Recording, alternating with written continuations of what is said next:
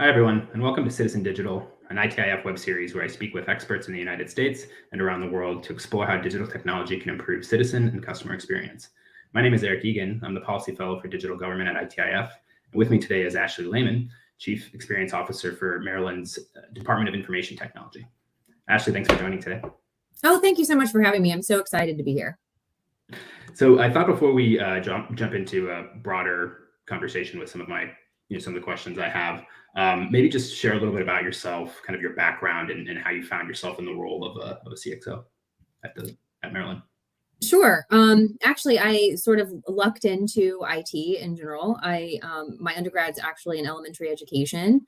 And I graduated at a time where there was a surplus of teachers, lucky me. So I took a job with a really small boutique software firm in Indianapolis, Indiana, who had just won their biggest contract with the state of Indiana. And I started doing software training, and I really just fell in love with technology, the people aspect of how to connect people with technology. And so just over the years, I worked my way through various roles that weren't necessarily coding roles because that wasn't my background, but project management, business analysis, account executive type roles throughout the years. I ended up working for Xerox. I was recruited by them several years ago. It's how I ended up in Maryland. They had a large contract with the Department of Human Services here in Maryland. And I just have sort of found my home or my niche, if you will, in actually working with the people who use the technology. As well as the people who provide the technology and really trying to be that bridge. And so this transition into the world of CXO has I guess been an unexpected but logical one. So it's been a wild ride and a really fulfilling one over the past few years. Very cool. We have a shared background there as someone who also was a teacher just for a year, but and then found themselves in IT. It's certainly not technical either, but it's that's kind of interesting.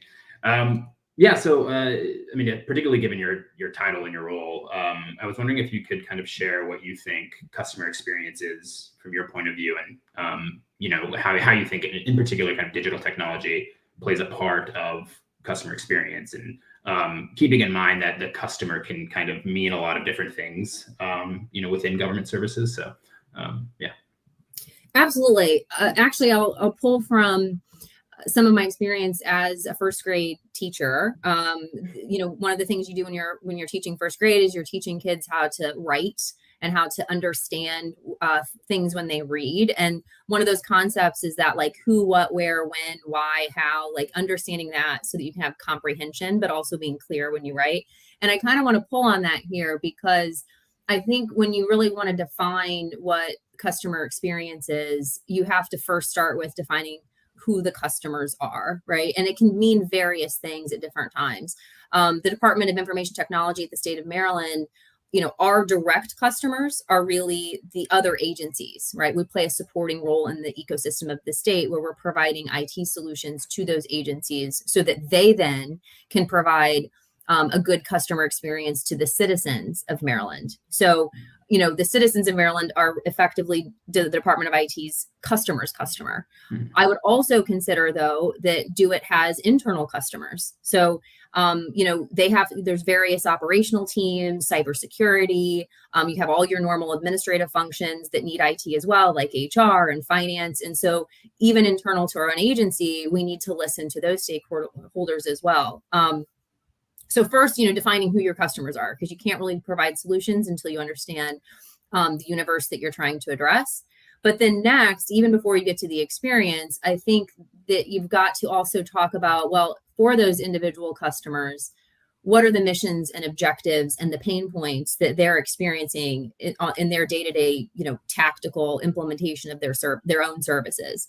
And then finally, then once you understand who your customers are, what they're trying to do, then let's talk about, well, how is what they're trying to do going? And as far as how the digital technology space, digital services in government, I think you can really talk about, well, okay, so now I have my customers. What technologies are available to them already? And what technologies do they feel are accessible, which is, I think, a concept that gets lost sometimes, when you're talking about other agencies that have missions that are not necessarily IT, right? They view IT as just something that it's just got to work, right? I don't care how it works. I just want to turn on my computer and it's perfect and all of that. But so you really have to think about meeting them where they are. And just because there is a technology that's available, is it actually accessible to your customer? Can they use it? Does it make sense? Is it easy? The other thing is, if there isn't technology that's available that's going to meet their needs, where are the gaps, and does it make sense to make or buy, right? Like, are there products out in the marketplace that would make more sense for government to actually buy than to build custom? And that's not always an easy decision. There's a lot of factors that go into that decision making. And then, I think finally you're talking about, even if so now we know what technologies are available, we know how they're going to use it, but then what's going to be the benefit, and does the benefit outweigh some of the costs or even the procedural and organizational change impacts that are going to affect those agencies? Like, if it's going to take 6 months to roll out a new technology and it's going to take a lot of people's time, is that worth, is the actual benefit that they're going to see, does it make that time and money investment, does it make sense? So I think that what it means, you're connecting technology with people, but you also have to make sure you're connecting the right technology for people. Yeah, that's really interesting. It's kind of like an evolution of the traditional back office IT department, right? Where it was just kind of reactive and hidden, and people would go to them if something bad happened to a computer or their software was buggy. But it's kind of applying these more human-centered, customer-centered kind of thoughtfulness around, how you serve internal customers, even.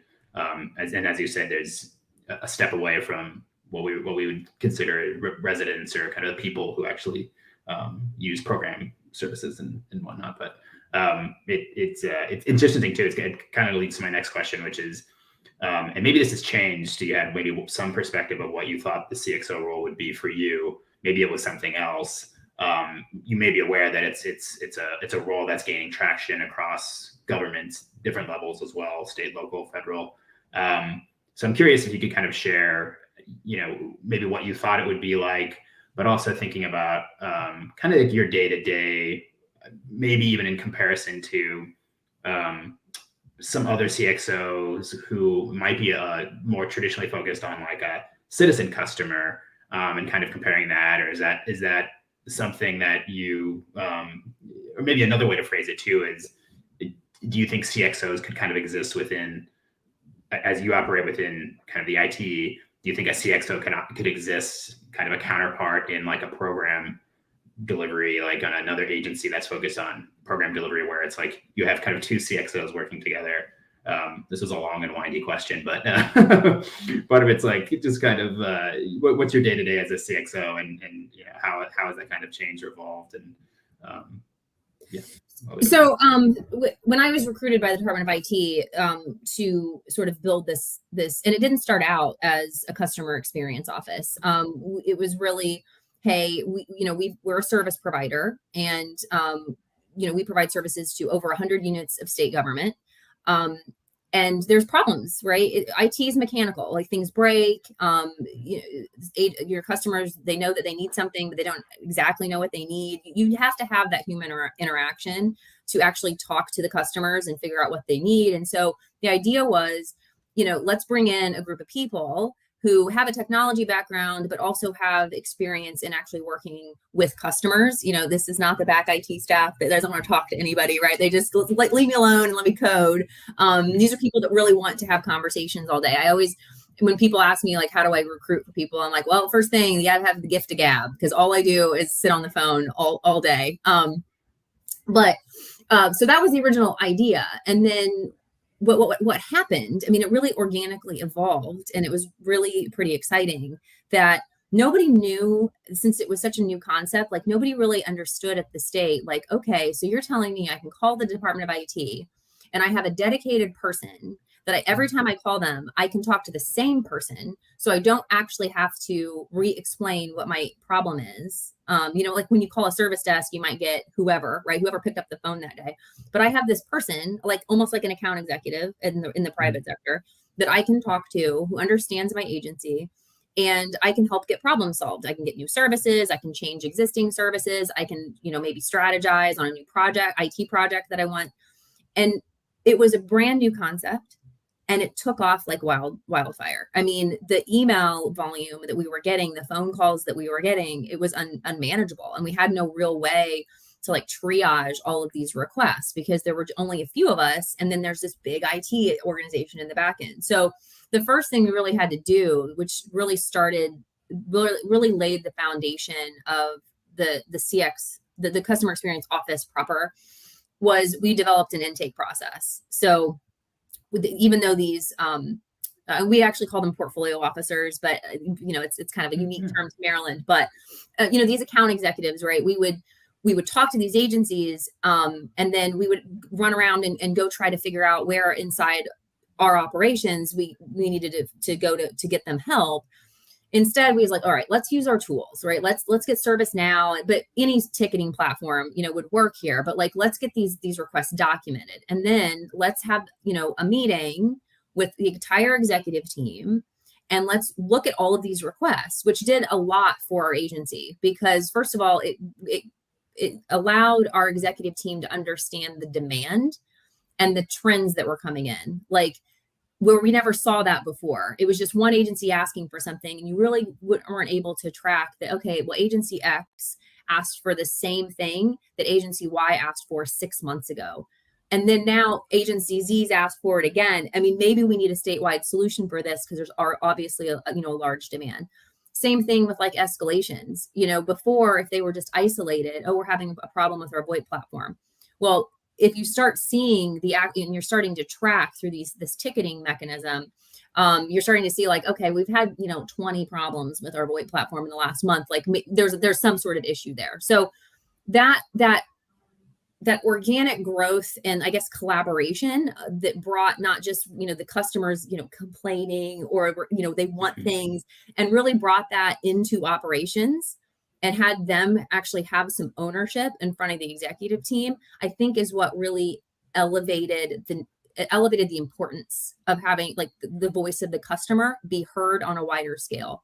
So from there, and having this like intake process and this weekly meeting with the executive team, and when I say the executive team, our secretary attends this meeting. Like it is a big deal. Everybody knows it happens on Tuesdays. Our customers know it happens on Tuesdays. So that's really what started the idea of needing a full office with a support staff to really manage this and make it better and make it bigger. And so as far as my day-to-day, like I have a team of these portfolio officers under me, and they are absolutely amazing at developing the relationships. They have a set portfolio of agencies. So while they have many agencies that they handle, the agency themselves only sees it as like, that's my portfolio officer. Like I always call Eric, or I always call Sally or whatever. And my role as the CXO has really been evolved more into not managing the day-to-day requests from the agencies, but instead thinking about, okay, what's the next phase of this team, right? How can we provide even better service? How can we provide better communication and inform our agencies about the new innovations that our department is, getting ready to implement? But also figuring out how to work with our operational teams and being that voice of the customer so that we can influence what actually is being built and the changes to our services to better meet the needs of our customers. So I don't know if I answered all of the parts of your question. At least 50% of that was that was good. I'll kind of circle back to the first part of my question because I think I was jumping ahead a little bit. But one thing you mentioned that I'm curious. So you mentioned kind of these regular Tuesday meetings and really the whole executive team being there. And as you know, there's a lot more, I think, C-suite types of roles as people get a little more thoughtful, tactical around how to focus on the operational things that need to be done within the department. And a lot of these, if you're thinking about like chief data officers, chief technical officers, chief security officers, chief experience officers, those all arguably can fall under IT and maybe report to a CIO, but that's not always necessarily the setup.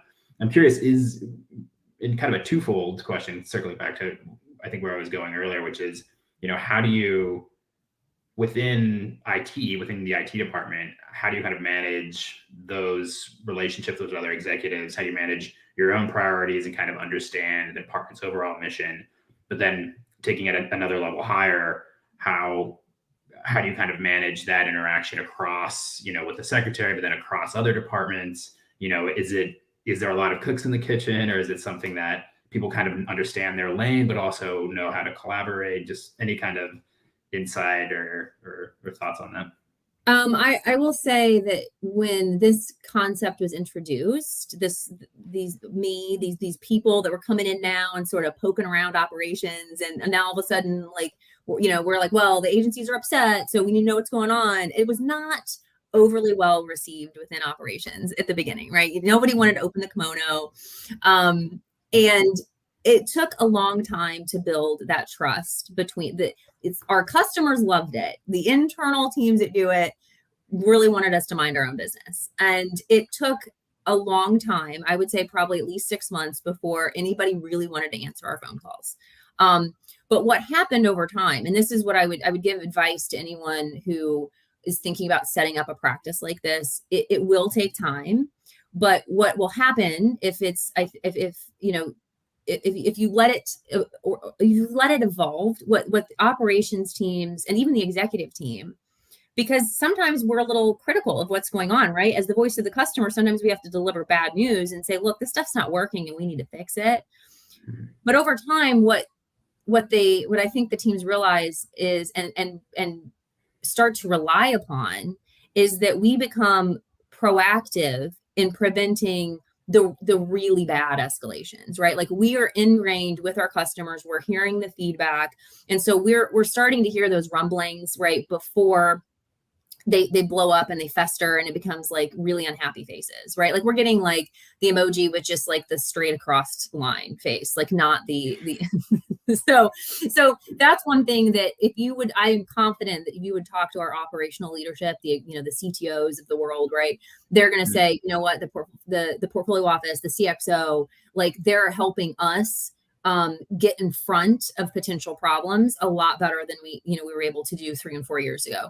I think the other aspect that is also, we're able to provide guidance and strategic input about what services we should be providing. I think has also been very helpful to operations, because, we shouldn't be implementing technology for technology's sake, right? Even though there's a bleeding edge technology and everybody thinks it's really cool, if nobody actually wants it, it's not going to go very well, right? So having a group of people that can help with understanding the actual need and not just like the thing we want people to want. One great example is during COVID, when everybody was sent home. It was really difficult. And I'm sure most other states, federal government, like, all had similar challenges where not everybody had a laptop, right? And not everybody had a state phone. So like, what do you do now that most of your workforce is at home and doesn't have the technology they need? So while we started solving those problems, ordering laptops and getting phones issued, all of those things, there's this idea that, well, we also need, these online workspaces set up so that everybody in the state has all of their applications and all of their things like right there, and you can VPN in and it'll be great. But when the portfolio office here at Do It actually started talking to other agencies, what we realized is there were a lot of people that really just need their email. Right. And so it's not saying that it's not saying that these online workspaces aren't a good idea and shouldn't be implemented, but having someone to actually talk to the customer base and saying, well, they don't probably have to be implemented in every single situation. We certainly don't need to require everybody to use them, because that might be overkill. So things like that really do help our operational teams understand where they should be spending their time and spending their resources a lot better than just trying to work in a vacuum and guessing. So I think that's, if I had to give any advice to anybody new, I would say just write it out. Eventually, like, the value becomes apparent. And I forget the second part of your question. Maybe I did too, but while you were speaking, I was. It'll come to me in a second, but it was funny because I was thinking of if there were any like wins you wanted to highlight, and when you were talking about COVID, I mean, immediately I was thinking about I as a consultant was working within kind of a state IT department as well, and one of the challenges was getting, because even consultants, you have to use obviously state laptops to do a lot of the work for security reasons and whatnot. And one of the logistical challenges was just getting the laptops at all. Like the whole, I mean, the supply chain of like in delivery logistics and all those things were very complex. And something like a CXO office or somebody who's like really thinking about like, how do we get our customers what we need would have been hugely valuable. And it seems like that was kind of a big win moment where it really demonstrates the value of this kind of office, this kind of position. So, and that was a unique problem because, if there wouldn't have been this like CXO layer, we could have, the Department of IT could have just sent out a survey and be like, everybody tell us how many laptops you need, right? And because of those supply chain issues, the number of laptops needed, right, vastly outnumbered the laptops available. And so one of the things like the CXO department had to do is actually go talk to the agencies and be like, who are you needing laptops for? Because we are going to have to triage this, right? Like, what are you using them for? Are they supporting critical functions? Yeah. And in the middle of a pandemic where we're trying to get VPN up and all of this stuff, the technical teams do not have the time to have those conversations. So having someone be able to do that customer interface was paramount. Yeah, that makes sense. I halfway remembered the question I asked you, and maybe it was 2 questions ago. It was kind of around this. Maybe is a challenge, but I'll ask it anyway. So hitting on that, I mentioned earlier, where it's like this concept of a CXO can really agnostically operate within any department, or theoretically it should. I mean, most organizations, including the government, but the private sector, have some kind of customer, whether it's internal or external. So maybe this is a good final question too, as well as, what, any advice you mentioned a little bit in terms of advice, but if you were thinking about like, if at a generic position in a CXO, like what is really the mentality, not necessarily in an IT shop, not, it could be within program delivery, what are the things that are really kind of across the board in this kind of role? I know we've hit on some, but we might have listeners and whatnot who are like, oh, well, I'm not in IT. Like, is the CXO an IT role? That kind of thing. So I guess kind of what your thoughts or any tips or advice on? Yeah, I absolutely think that the customer experience office is not unique to IT. Obviously, that's my background, but we're actually seeing in the state of Maryland other agencies setting up and their own portfolio officers or CXOs. The Department of Health is doing it, the Department of Human Services, and that's been really exciting because it's imitation is the sincerest form of flattery. So that's been really exciting. But as far as like programmatically, I think I want to talk a little bit about our one-stop platform here at the state. And the reason I want to talk about it is because it's a digital service that the Department of IT has been implementing over the past several years. It's basically a platform where constituents, there's all the forms, right, that you need to interact with the government. Like I need a hunting license, I got to fill out a form, right? So those types of things that many of them have been paper-based forever. We're now starting to digitize those and putting them up on one website called the One Stop website, or One Stop. And so that way for the actual constituents of Maryland, when they need to interact with these agencies, they're not having to go figure out where it is on the website or call them or send out a paper form. My point being is that, that's a digital service, that's a technology. But in order for that to be successful, you've got to have people that understand at these other agencies the services that they are providing to their customers, which are for the most part citizens of Maryland, and understanding like, well, what are the pain points? And a lot of the pain points in working with government is having to call somebody or having to go to an actual office to do something. Like nobody wants to do that. I am not that young, and even I do not want to. I don't want to go to a store anymore, right? Like if I can order online, it doesn't exist.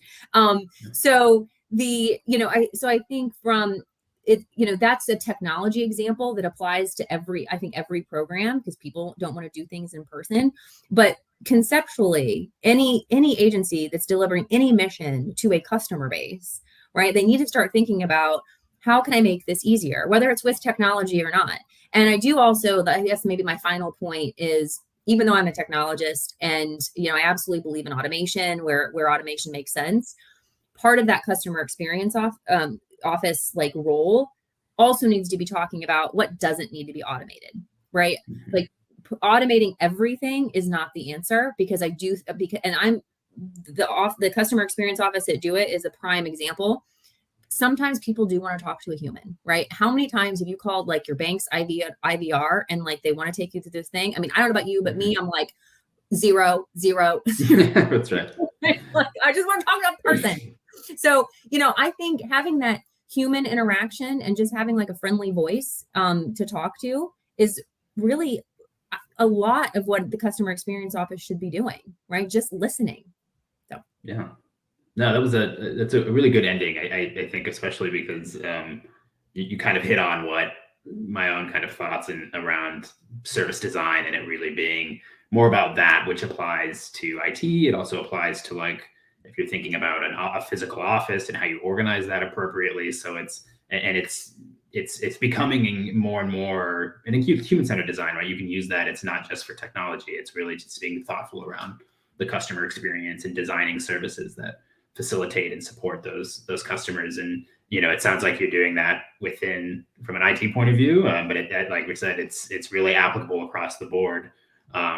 So somehow we are already out of time, which that really flew by. But thank you again, Ashley, for joining us. This was a great conversation.